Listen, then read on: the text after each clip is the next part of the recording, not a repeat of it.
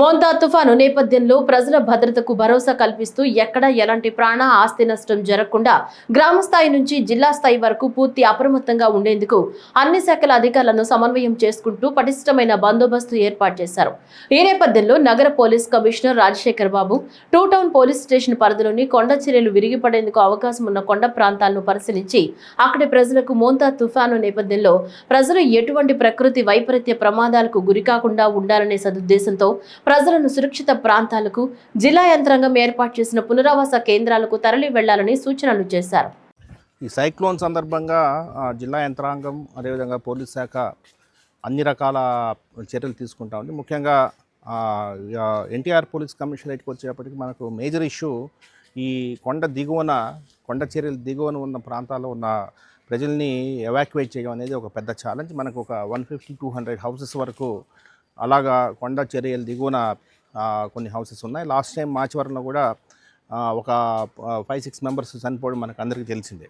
So కాబట్టి ప్రజల్ని అప్రమత్తం చేస్తున్నాము.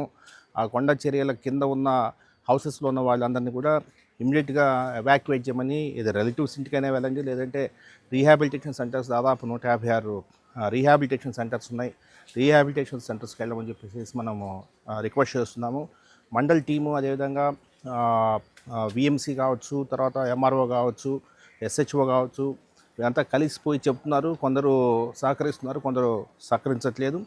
సో కొంత మధ్యాహ్నం దాకా చూసి ఇంక వర్షం కూడా స్టార్ట్ అవుతుంది కాబట్టి అటువంటి వాళ్ళని ఎవాక్యువేట్ చేయడం జరుగుతుంది. అదేవిధంగా పోలీస్ శాఖ అన్ని లాజిస్టిక్స్ కూడా మనం అక్వైర్ చేసుకోవడం జరిగింది. ముఖ్యంగా బెల్లర్స్లో మనకు రికార్డెడ్ వాయిస్ పెట్టడం జరిగింది. అదేవిధంగా డ్రాగన్ లైట్స్, ఆస్కా లైట్స్, తర్వాత పోలీస్ కమ్యూనికేషన్ కూడా బలోపేతం చేయడం జరిగింది. మనకి 42 డ్రోన్స్ ఉన్నాయి.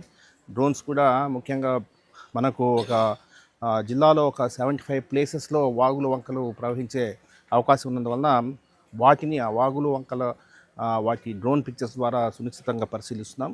అదేవిధంగా ప్రతి 605 కమిషనర్ మన సెక్రటేరియట్స్ ఉన్నాయి, సచివాలయాలు ఉన్నాయి.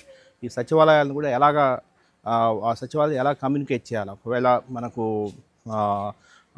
సెల్ ఫోన్ వ్యవస్థ అనేది మనకు దెబ్బతింటే కమ్యూనికేషన్ ఎలా చేయాలని దాని మీద కూడా వర్కౌట్ చేస్తున్నాము.